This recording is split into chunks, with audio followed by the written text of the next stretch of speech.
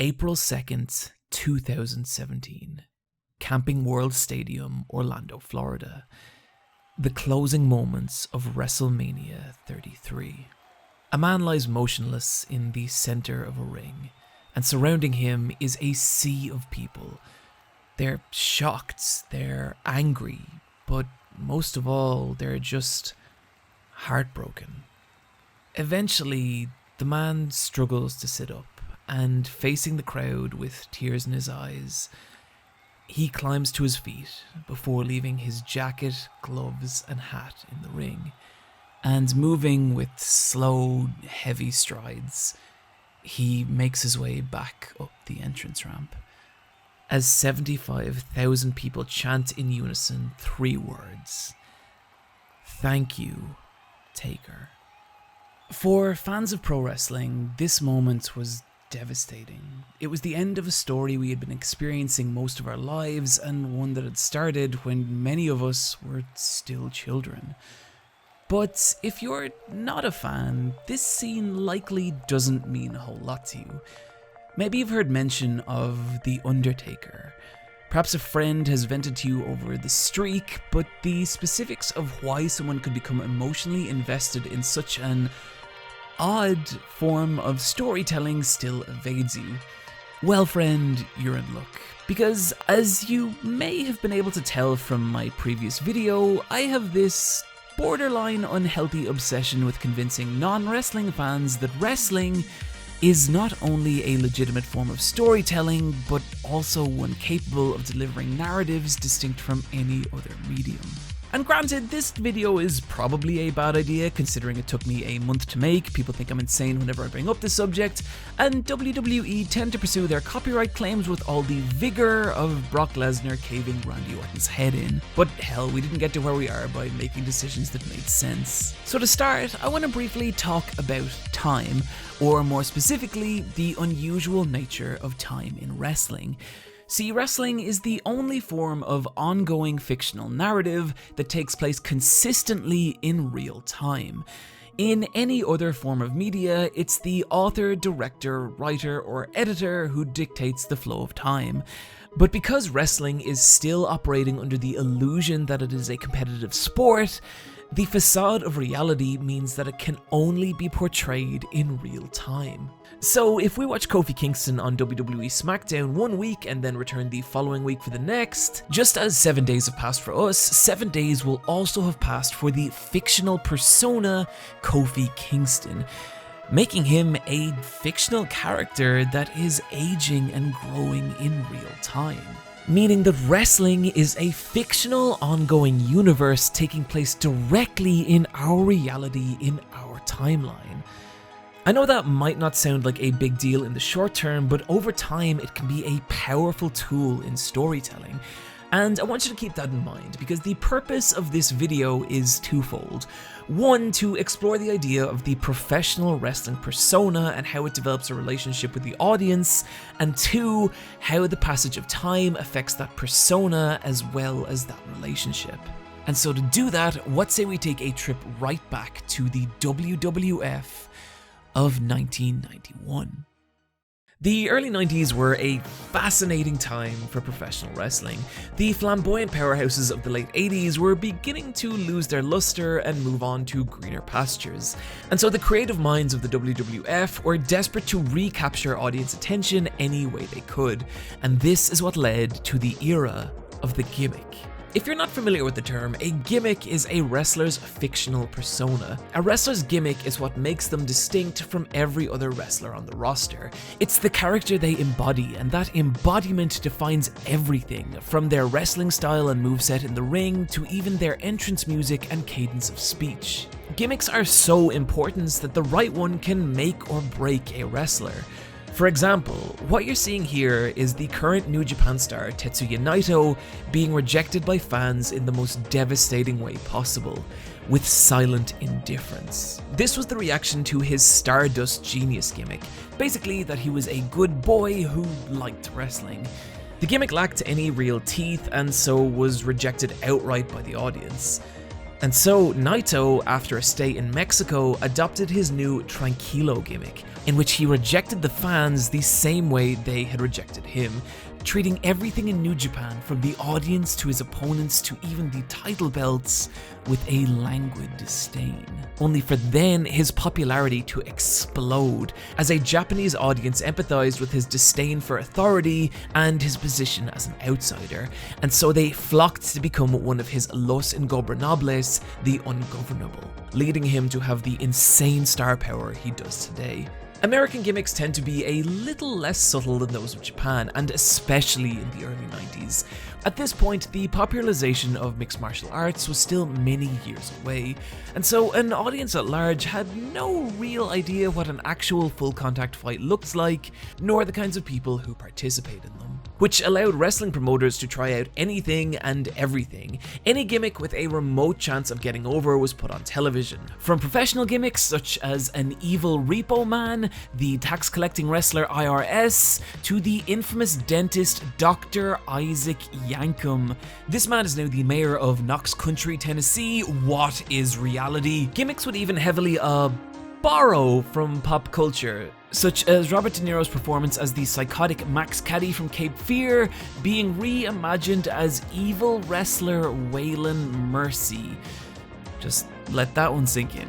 My favourite gimmicks of this era, however, for their sheer ludicrousness, was the supernatural gimmicks. Mantar, Oz, this guy who was bafflingly named the Yeti. This was a dumb, glorious period for pro wrestling, and these gimmicks were frequently disastrous, with many of these characters appearing in just a few matches before plummeting into the annals of wrestling obscurity.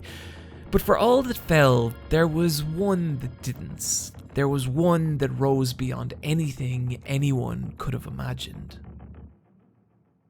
It's bizarre watching The Undertaker's first entrance now. There's a genuine look of bewilderment to the audience as this 6'10", 300-pound man walks solemnly to the ring as morose funeral organs drone in the background. This was Mark Calloway, a Texas native who had previously wrestled under the personas of Texas Red and Mean Mark Callis. And while he'd found modest success with each, this was different. The Undertaker was different.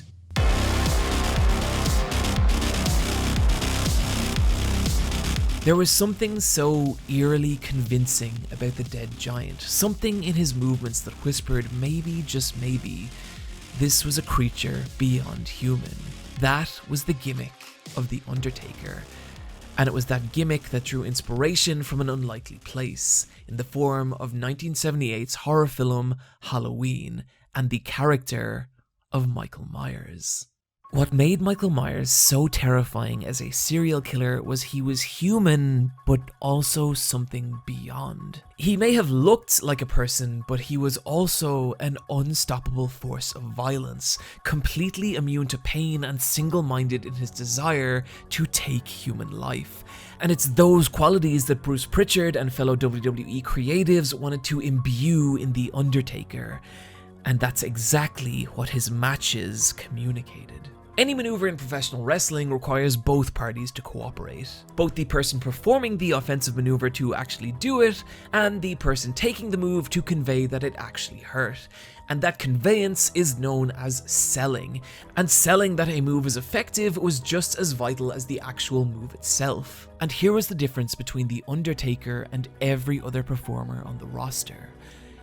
The Undertaker didn't sell. There was no visual indication that his opponent's moves were having any kind of real effect on him, and it made the character feel eerily indestructible, never more palpable in the moments of his eerie sit-up, a move directly inspired by Michael Myers, in which The Undertaker would be on the receiving end of a devastating piece of offense, only to rise back to life. The sit-up was a trademark of any Undertaker match. The moment his opponent's momentum was broken and they'd remember they were in the ring with the dead man. If that sounds silly, it kind of was.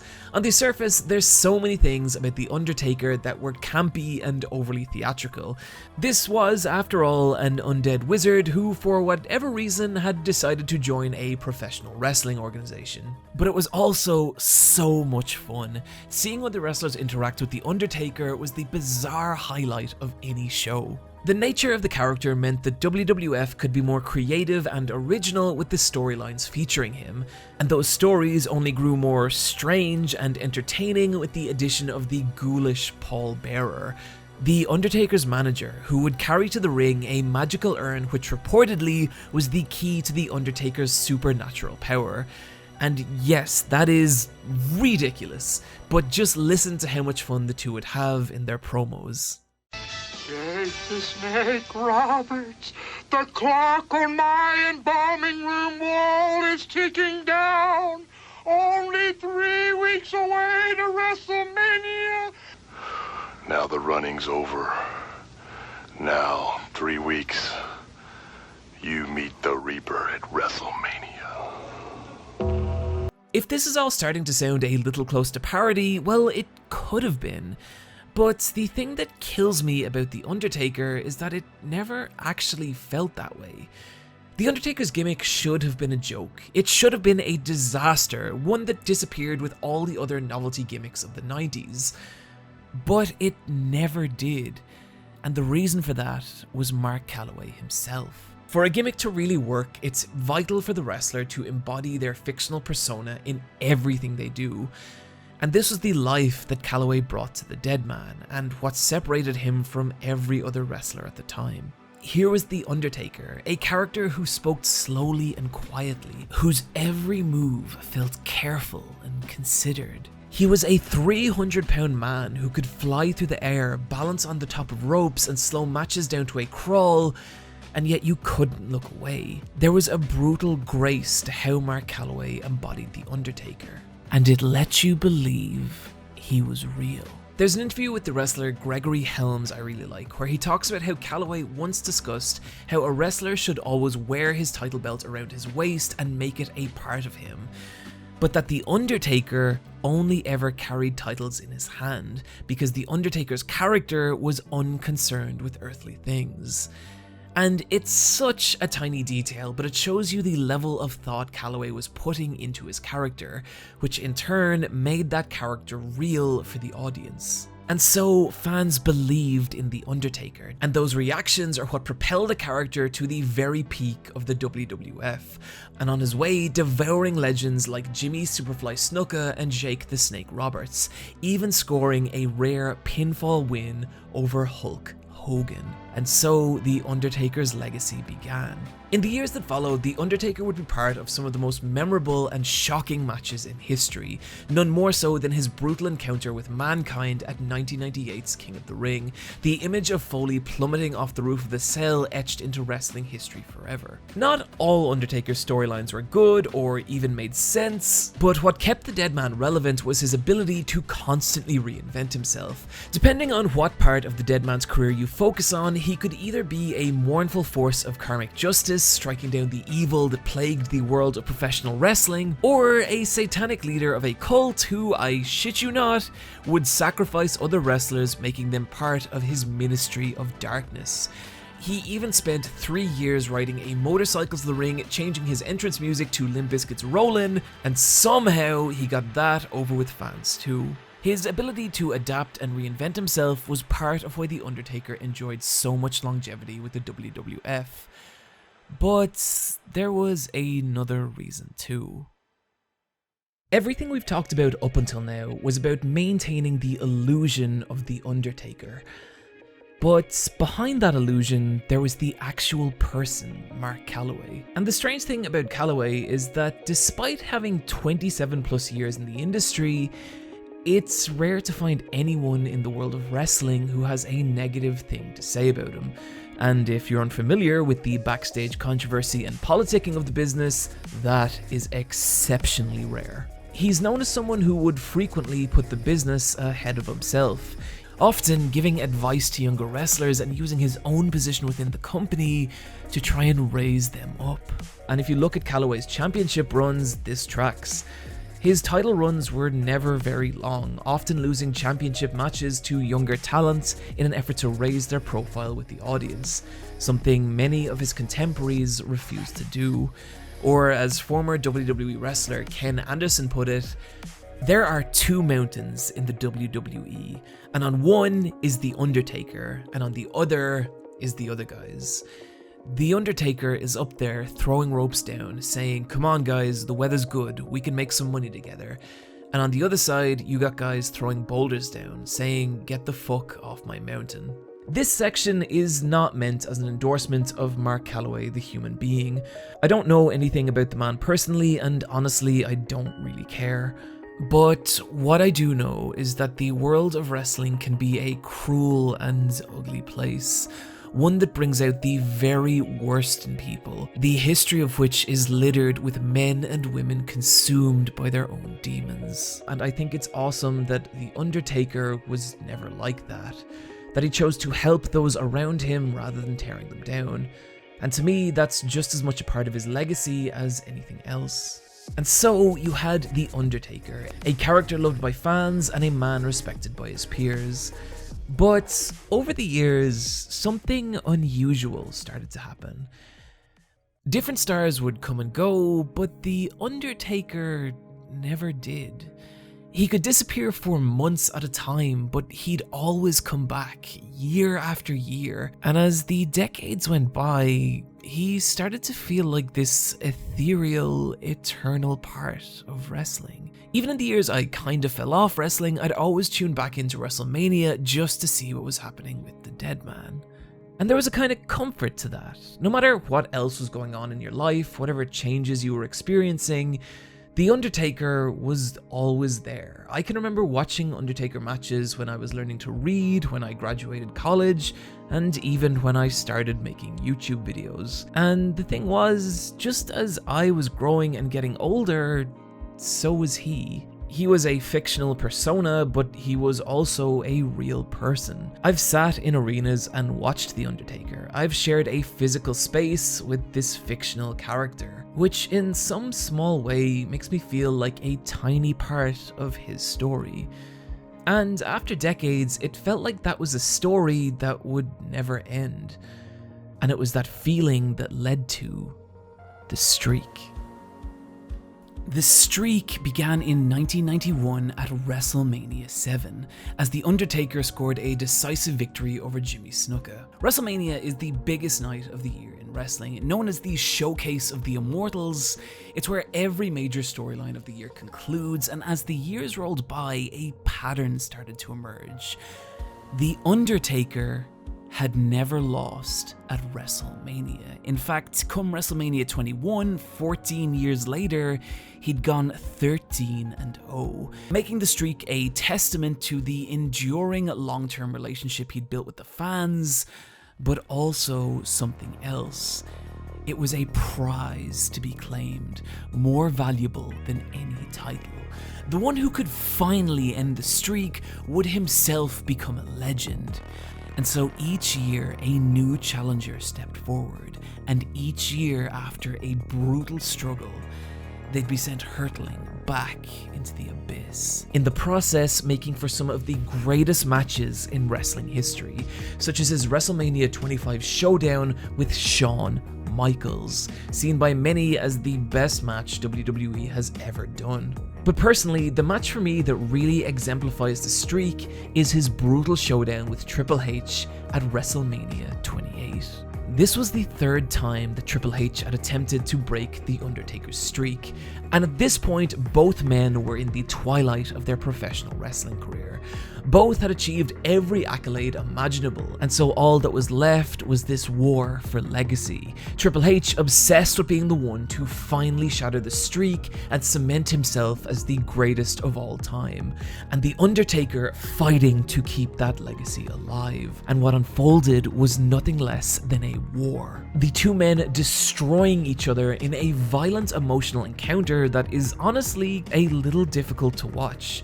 You can see the welts and scars the match has left on both performers, both of whom gave everything they had to tell the best story their bodies would allow, concluding in this beautiful moment when Triple H realizes he cannot and never will beat The Undertaker. And in one final moment of defiance, like everyone that came before him, is sent plummeting back into oblivion. The Undertaker going 20-0 at WrestleMania. After the match, the two men leave arm in arm. The war for their legacy is over. There is no animosity left between them. I really hope I don't sound like a crazy person to the non-wrestling fans who have made it this far into the video, but I think this was a really powerful story being told. One of the most terrifying things about achieving success in a public space is not knowing when your time will come, not knowing when you'll lose relevance and cease being what you are, and that to me is the story of the streak. Every year, The Undertaker was getting older while his opponents were only getting younger and more ferocious. And every year, you'd watch this legend cling to the legacy that made him what he was. And it could be so close. For a moment, you'd think it was over. But it never was. The Undertaker was still immortal. He was still the dead man. And nothing could ever break that. Enter Brock Lesnar. Brock Lesnar made his 2012 return to WWE as one of the most legitimate fighters on the planet, having defeated Randy Couture for the real-life UFC Heavyweight Championship. And in the years that would follow, he'd prove a devastating, terrifying competitor, leaving opponents in macabric pools of blood, even destroying John Cena in one of the most brutal one-sided title matches in history. But now, the Beast Incarnate had set his eyes on a different prize. He'd set his eyes on the streak. But surely it wouldn't matter. The streak could never be broken. Right? Right.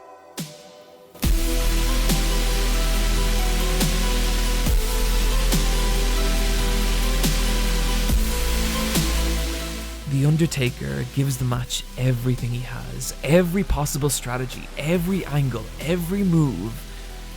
Nothing works until finally... A third and 5 to The Undertaker! Brock Lesnar into the cover, hooks the leg, the streak is over! It's over. The streak lies in ruin. The Undertaker has lost.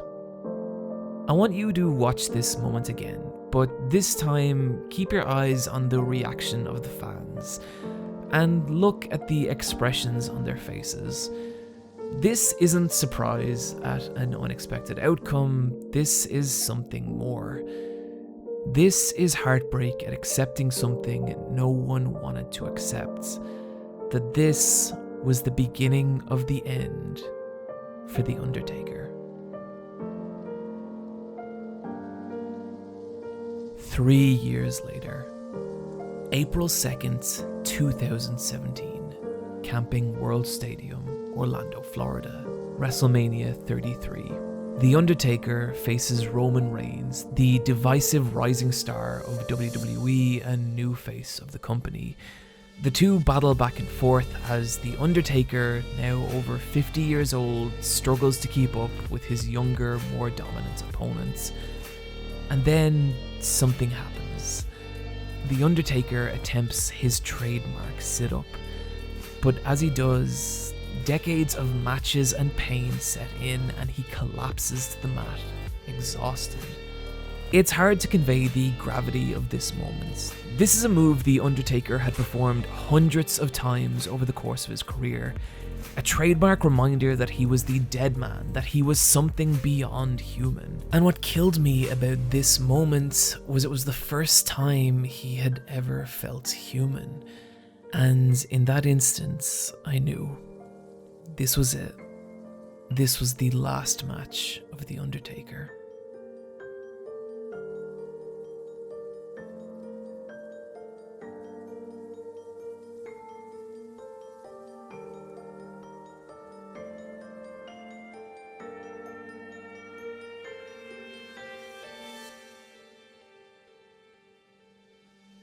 The Undertaker would return for guest spots in the years that followed, but for me, this was the moment that was the end of a story I had been experiencing my entire life. And whether that was the story of the fictional persona The Undertaker or the actual person Mark Calloway, it didn't matter. The two were indistinguishable at this point, ending a narrative 26 years in the making. One about the creation of a legacy, the struggle to keep that legacy alive, and finally knowing when your time has come.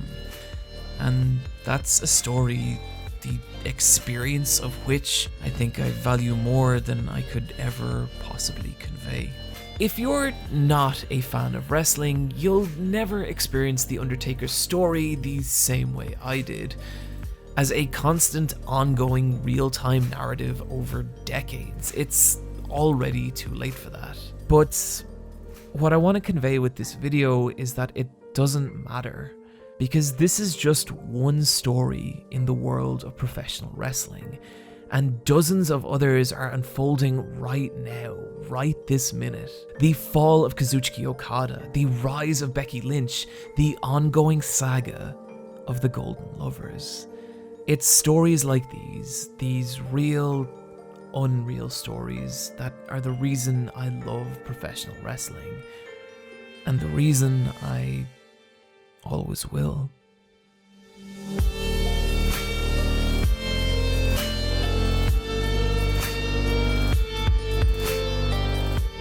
Friends, thank you for watching my video, and particularly if you do not care about wrestling at all, thank you so much for sticking around to the end of this one. If you enjoyed this video and want to help me make more like it, you can support the channel over on Patreon at patreon.com/SuperEyePatchWolf. And thank you so much to the people there who support me and make putting a month into a crazy project like this possible.